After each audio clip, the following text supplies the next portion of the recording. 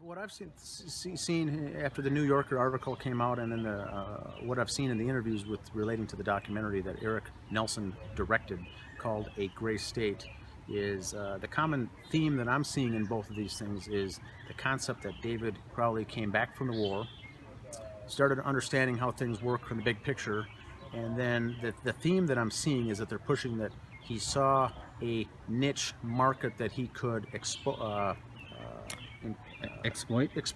It sounds to me that the narrative they're going with is that he found this conspiracy theory group out there that he could exploit and make money off by making a movie about these crazy nut jobs. I don't buy that at all. In fact, I think that he was 100% following his heart with the script and everything that he was working on in the Gray State. He was not using it to exploit anybody, but he wanted the truth to be out there, and he would go so far as to release some of the stuff for free, the documentary. He was more, I would look at it as educating and giving people information that they could judge for themselves, but helping educate the American public, not something that he could exploit for a quick buck because he was trying to hustle someone.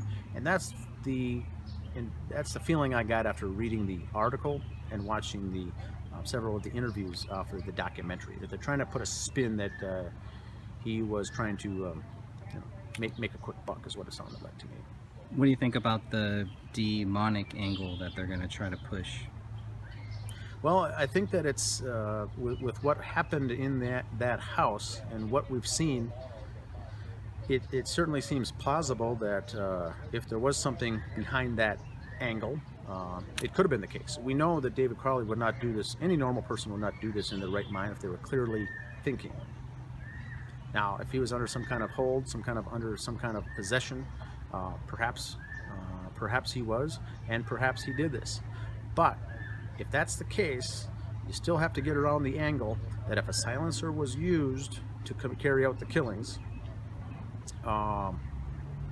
why would you need a silencer if you were under this demonic possession of some entity so no one would hear the shots? That's the one thing people have to remember about this case.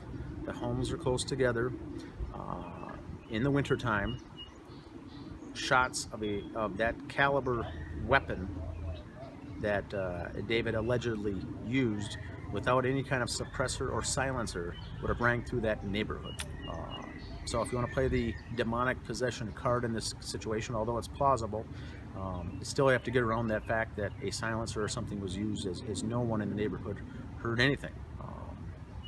We've heard that neighbors heard something, but it didn't line up with the dates and times that this obviously happened in. So you still got to explain that scenario, because that still has to be dealt with, and that hasn't been yet to this day, a silencer or a suppressor. Any final thoughts here before we go? No, I think just to summarize, I think that once a documentary comes out, we'll be able to see that, whether it goes on to Netflix, whether it goes on to, I think it's A&E. A&E Films owns it. They're going to try to, I think, submit it. Some other people have requested it for some various film festivals to get it entered here. But I think after 6 to 12 months, whether it gets accepted or not, they'll start airing that on Netflix, maybe free for download, free movie to view. It might be on cable release after that. But it would be interesting to see what was all contained in that video footage of David doing those home videos. And I believe all that was legit and true. But to tie it into why he allegedly did this, that's a pretty giant leap, I think. The video footage that he had obviously happened, but the Eric Nelson and the film crew here took that footage, those 1,300 hours or 1,300 photographs, along with hours of documentation, and they basically needled it down to certain things that happened, and then tried to then make the viewer of the movie make the leap that he indeed did carry out this crime.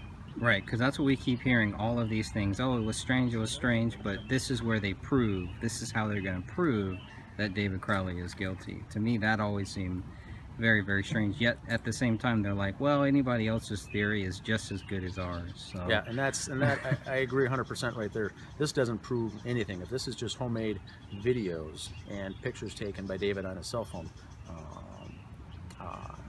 you know, the things that he did obviously happened because it was videotaped. But to make that giant leap that this was the reason he did it, and now this proves that he did it, is nothing less than I wouldn't say a joke, but you cannot make that conclusion.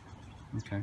All right. So we'll just wait for the documentary to come out, and then hopefully we'll do another show, maybe a few shows on it. Who knows, depending on how bad or how good it is.